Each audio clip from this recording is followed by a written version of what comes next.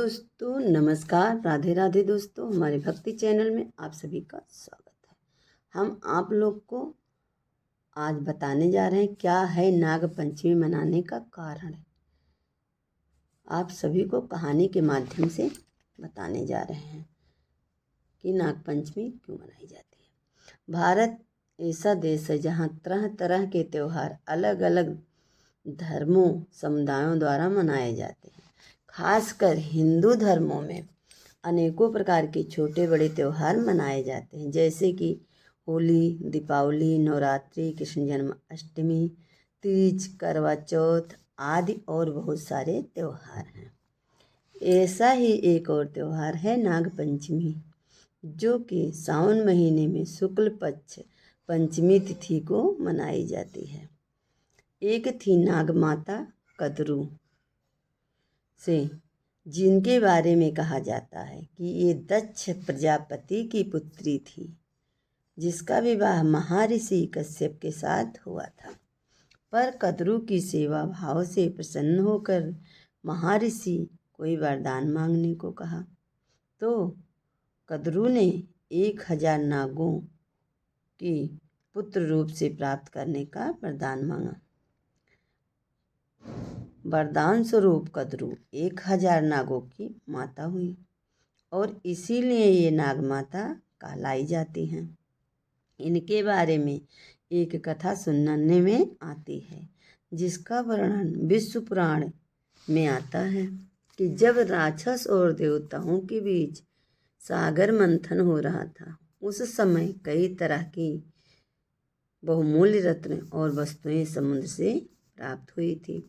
उसी समय एक सफ़ेद रंग का घोड़ा सागर से निकला। इसे देखकर नागमाता कद्रू ने अपनी सौतन विनीता से कहा, देखो ये घोड़ा कितना सुंदर है। इसका रंग तो बिल्कुल सफ़ेद है, लेकिन इसके बाल बहुत काले हैं। इसके बाद विनीता ने उत्तर दिया कि यह घोड़ा इतना भी सुंदर नहीं है जितना तुम समझ रही हो, और ना ही इसके बाल काले हैं।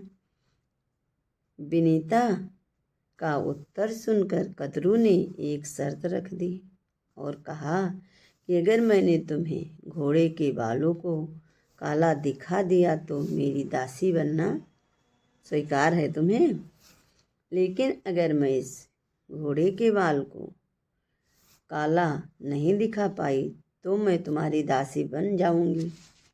विनीता ने कद्रू की शर्त को मान लिया और दोनों अपने अपने स्थान को वापस चली गई। कद्रू के मन में छल का भाव आ चुका था और वह अपनी शर्त किसी भी तरह मनवाना चाहती थी। इसीलिए उनके दिमाग में एक बहुत ही गलत उपाय सूझा और उसने अपने नाग पुत्रों को बुलाया और अपनी शर्त के बारे में कहा कि हे पुत्र, तुम सब अपना रूप इतना छोटा कर लो और इस घोड़े के शरीर से लिपट जाओ ताकि घोड़े के बाल काले दिखने लगें और मैं शर्त जीत जाऊं, जिससे ये मेरी सौतन विनीता मेरी दासी बन जाए। नाग माता कद्रू की इस बात को सुनकर पुत्रों ने कहा, हे माता, वह भी हमारी माता हैं। लोग इस तरह से अधर्म नहीं कर सकते। आप अधर्म के सहारे जीतना चाह रही हैं और ये उचित नहीं है। इसीलिए हमें क्षमा करना। हम आपकी इस आज्ञा का पालन नहीं कर सकते हैं। अपने पुत्रों की इस तरह की बात सुनकर नागमाता कद्रू बहुत ही क्रोधित हुई और उन्हें क्रोध आया और उन्होंने कहा, तुम सबको मैं श्राप देती हूँ। कुछ काल बाद पांडव वंश में एक राजा होंगे जिनका नाम जन्मेजय होगा।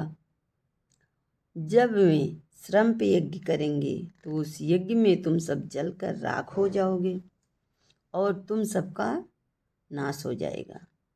ये सुनकर कद्रू के सारे पुत्र जलकर और तुरंत ही वहीं वासुकी नाग को लेकर ब्रह्मा जी के पास पहुंच गए और वहाँ सारी घटनाएं सुनाई।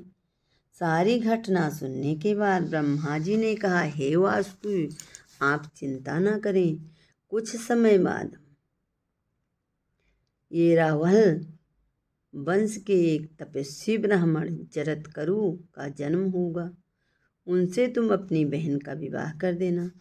दोनों के संयोग से आस्तिक नामक एक प्रतापी पुत्र जन्मेगा, जो राजा जन्मेजय द्वारा किए गए यज्ञ को रोककर तुम सबकी रक्षा करेगा। ब्राह्मण जी के कहे अनुसार समय आने पर आस्तिक मुनि ने राजा जन्मेजय के श्रम्प यज्ञ को रोककर श्रम्पों की रक्षा की। जिस दिन आस्तिक मुनि ने नागों की रक्षा की, वो दिन पंचमी का था। उस दिन संयोग से जो वरदान ब्रह्मा जी ने नागों की रक्षा के लिए दिया था, वो दिन ही पंचमी का था। इसीलिए ये दिन नागों के लिए बहुत प्रिय है। इस दिन नागलोक में एक खास उत्सव मनाया जाता है। पुराण में नागों पर दूध चढ़ाने के विषय में एक बात बताई गई है और ये भी बताया गया कि नाग पंचमी वाले दिन श्रम्पों को दूध चढ़ाने से श्रम्पों का भय नहीं रहता और जो भी व्यक्ति नाग पंचमी के दिन पूरे विधि विधान से श्रम्प और नागों की पूजा करता है, उसे मृत्यु के बाद नागलोक में स्थान मिलता है। श्रम्पों के शारीरिक रचना के विषय में पुराण में एक और भी रोचक बात बताई गई है कि श्रम्पों की मृत्यु कुछ इस तरह से होती है, जैसे मोर से, मनुष्य से, बिल्ली से, चकोर पंछी से, सूअर से, घोड़े आदि के पैर से दब जाने के कारण। अगर श्रम्प इस सब से जीवित बच गया तब श्रम्प 120 साल तक जीवित रहता है। श्रम्प के जन्म लेने के 7 दिन बाद दांत उगते हैं और 21 दिन बाद इनमें विष आ जाता है। सांप के 240 पैर होते हैं, जो कि गाय की रोए की तरह बहुत ज़्यादा छोटे छोटे होते हैं, जो कि हम लोग को नहीं दिखते हैं। श्रम्प चलते समय पैर बाहर निकालते हैं, बाकी समय अपने भीतर भाग में चले जाते हैं। जिस सांप के दांत लाल, पीले और नीले रंग के होते हैं, उसका विष बहुत कम होता है, उनकी आयु भी बहुत कम होती है।